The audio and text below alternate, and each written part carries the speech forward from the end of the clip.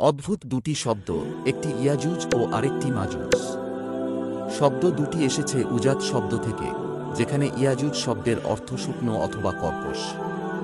অন্যদিকে মাজুজ শব্দটির উৎপত্তি ইয়াজ থেকে, এর অর্থ শত্রু খুব দ্রুত চারদিক থেকে হামলা করে।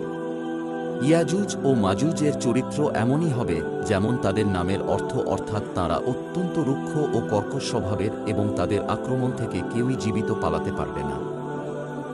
এক পরহেজগার রাজার শাসন আমলে বাস করা দুটি জাতি ইয়াজুজ ও মাজুজ, যাকে বলা হয় দুলকারনাইন, যার অর্থ দুই শিংওয়ালা মানুষ। সেই রাজার মুকুটে দুটি সিংহের মতো ছিল বলেই তাঁর এই নাম, এমনই ধারণা করা হয়। তিনি ছিলেন সেই সময়ের খুবই ক্ষমতাধর এক শাসক ও তিনি ছিলেন ঈমানদার। তিনি এতটাই ক্ষমতাধর ছিলেন যে আল্লাহ তাকে প্রায় পুরো পৃথিবীর রাজত্ব দান করেছিলেন। তিনি সৈন্যদল নিয়ে ঘুরে ঘুরে দেখতেন পৃথিবীর কে কোথায় নির্যাতিত হচ্ছে এবং কে ভালো কাজ করছে। ওই রাজা পুরো জীবন পার করেছেন ন্যায়বিচার প্রতিষ্ঠায়। তাঁর এমনই এক ভ্রমণ সম্পর্কে আল্লাহ বলেন, একদা তিনি এতটাই দূরে চলে গিয়েছিলেন যে যার পরে আর কোনো মানব সভ্যতা ছিল না। সেখানে দুটি পর্বতের মাঝে তিনি যাদের দেখেন তাদের ভাষাও তিনি বুঝতে পারছিলেন না, কারণ তারা সভ্যতা থেকে এতটাই দূরে ছিল যে তাদের ভাষাও ছিল বেমালুম। তারা ইশারা ইঙ্গিতে দুরন্ত নাইনকে বলল, ইয়াজুজ ও মাজুজ আমাদের উপর অনেক অত্যাচার করেছে। তারা আমাদের হত্যা করছে, আমাদের উপর জুলুম করছে। আমরা যদি আপনার কাছে কিছু মূল্যবান সম্পদ দিই তার বদলে আপনি কি তাদের আমাদের মাঝে একটি প্রাচীর তৈরি করে দিতে পারেন?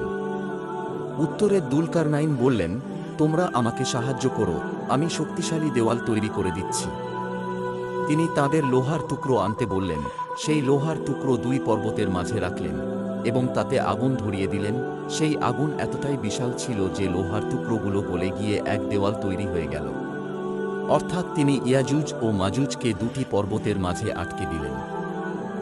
আল্লাহ তাআলা সূরা কাহাফের ৯৭ নম্বর আয়াতে বলেন, তারা তা অতিক্রম করতে পারল না এবং তা ভেদ করতে পারল না।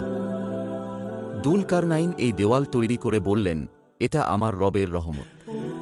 কিন্তু যখন আমার পালনকর্তার ওয়াদা পূর্ণ হবে তখন তিনি এই দেয়াল সমতল করবেন এবং আমার রবের ওয়াদা চিরসত্য। এখানে আল্লাহর ওয়াদা বলতে বোঝানো হয়েছে কিয়ামতকে, অর্থাৎ যখন কিয়ামত সন্নিধ্যে আসবে তখন আল্লাহ এই দেওয়াল গুঁড়িয়ে দেবেন এবং ইয়াজুজ ও মাজুজকে মুক্ত করে দেবেন। মহানবী হযরত মুহাম্মদ সাল্লাল্লাহু আলাইহি ওয়াসাল্লাম কিয়ামতের যে 10টি প্রধান আলামতের কথা বলেছেন তার মধ্যে একটি হচ্ছে এই ইয়াজুজ মাজুজের আগমন। এমন ইসলামিক ভিডিও নিয়মিত পেতে আমাদের চ্যানেল বাংলায় ইসলামকে সাবস্ক্রাইব করে পাশে থাকুন। আসসালামু আলাইকুম।